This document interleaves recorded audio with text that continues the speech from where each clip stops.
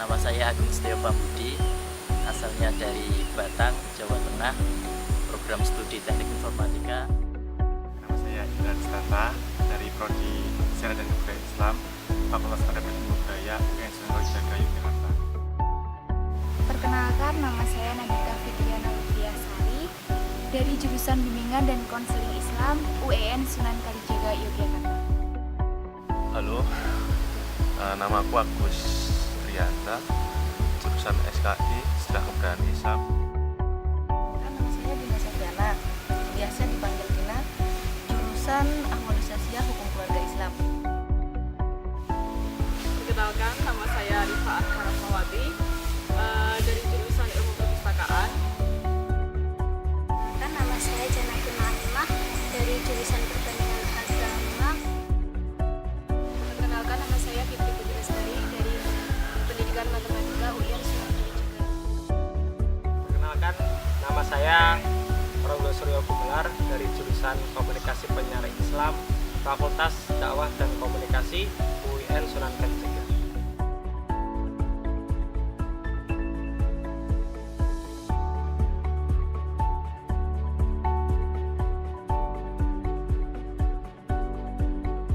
Salah satu program kerja saya itu pelatihan Corel Draw.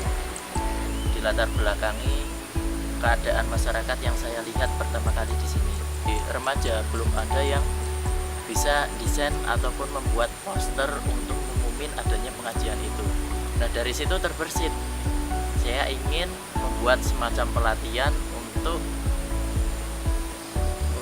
meningkatkan atau membuat setidaknya mereka ada keinginan agar bisa mendesain sendiri. Itu program kerja saya yang tentang bimbel, itu bukan pengen ngajarin adik-adik sekalian semua tentang bahasa Arab, tapi bimbingan belajar bahasa Arab yang saya selenggarakan dan teman-teman KKN selenggarakan itu buat mancing adik-adik biar mau belajar bahasa Arab, karena sebenarnya belajar bahasa Arab itu menyenangkan. Saya mempunyai dua program. Yang pertama yaitu storytelling dan bimbingan belajar.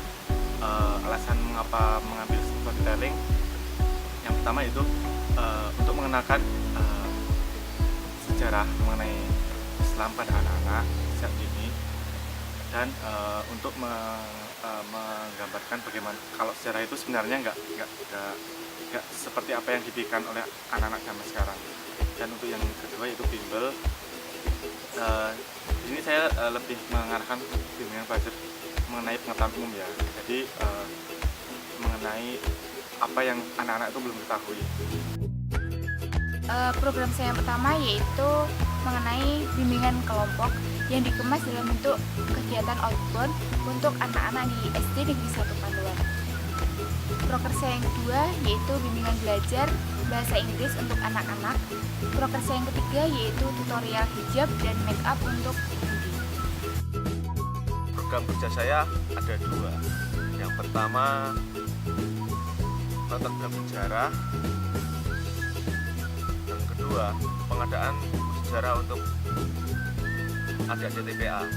Tujuannya untuk memberi pendidikan dan memberi pengetahuan pada siswa-siswi TPA mengenai sejarah Islam khususnya.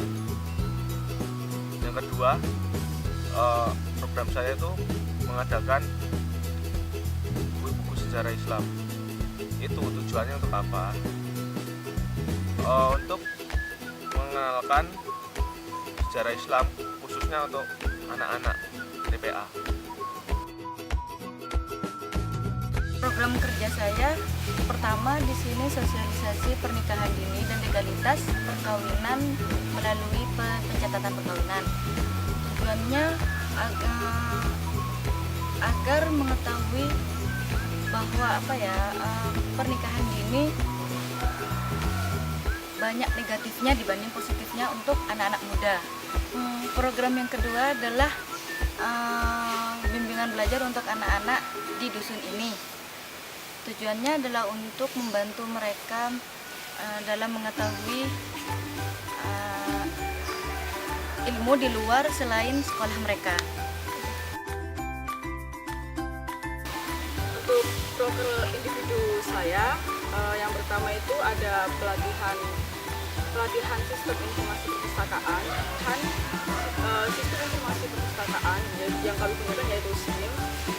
Kemudian diajarkan kepada pustakawan di perpustakaan SD 1 Pandoan agar tujuannya itu agar memudahkan pustakawan tersebut dalam pekerjaannya, karena di sana masih manual, jadi hanya ditulis dengan mencatat di buku catatan atau inventaris seperti itu. Jadi dengan adanya pelatihan ini kami harap bisa membantu pustakawan untuk memudahkan pekerjaan dari pustakawan tersebut sehingga administrasinya berjalan dengan baik dan layanan perpustakaan pun menjadi lebih baik. Kemudian program individu kedua saya itu ada bimbel. Kalau saya mengajarkan bimbel bahasa Jawa. Sekarang ini bahasa Jawa itu kan sudah hampir bisa dikatakan hampir musnah mungkin, karena anak-anak kecil sudah terbiasa dengan bahasa Indonesia, bahasa Jawa itu kurang dimengerti oleh anak kecil. Jadi saya mengajarkan bahasa Jawa, di situ saya mengajarkan nyanyian juga, dolanan-dolanan anak seperti apa seperti itu. Di sini saya memiliki program kerja yaitu pertama bimbel agama sama anak-anak, yang kedua pengenalan anak-anak dengan simbol-simbol agama, dan yang ketiga yaitu pembuatan silabus untuk Ustadzah TPA di Masjid Al-Azhar Dusun Pandoan, Nogorejo. Harapan dari pembuatan silabus ini untuk memudahkan ustadzahnya mengajar anak-anak dengan pedoman-pedoman yang telah dibuat dalam silabus, dan untuk anak-anak bisa diterima dengan mudah sesuai dengan tingkatan umur mereka, seperti itu. Program kerja individu saya yang pertama ada bimbingan belajar matematika. Kenapa saya memilih bimbingan belajar matematika? Karena matematika merupakan mata pelajaran yang sangat penting untuk saat ini, dan saya berdasarkan pengalaman saya banyak sekali anak-anak yang mengeluh kalau matematika itu adalah pelajaran yang sangat sulit. Untuk itu saya mencoba untuk memberikan bimbingan belajar yang sedikit berbeda dengan permainan-permainan yang membuat anak menjadi semangat belajar. Kemudian program kerja yang kedua yaitu pengadaan alat peraga. Sebenarnya pengadaan alat peraga ini juga mendukung program kerja saya yang pertama tadi yaitu bimbingan belajar. Dengan adanya alat peraga ini, bimbingan belajar yang saya berikan kepada anak-anak menjadi lebih menyenangkan karena anak-anak bisa terlibat secara langsung dengan belajar matematika secara konkret. Saya memiliki dua program, yaitu yang pertama pelatihan jurus dasar, yaitu melatih pemuda-pemudi desa dalam mengekspos kegiatan-kegiatan ataupun kejadian yang ada di desanya supaya desanya terekspos ke media dan dikenal oleh banyak orang. Lalu selanjutnya yaitu layar tancap atau pemutaran film kepada warga desa. Di sini yang akan saya putarkan yaitu film pendek atau film indie karya sineas lokal, bertujuan supaya warga dapat mengenal potensi seni film yang bernuansakan sosial maupun kemasyarakatan.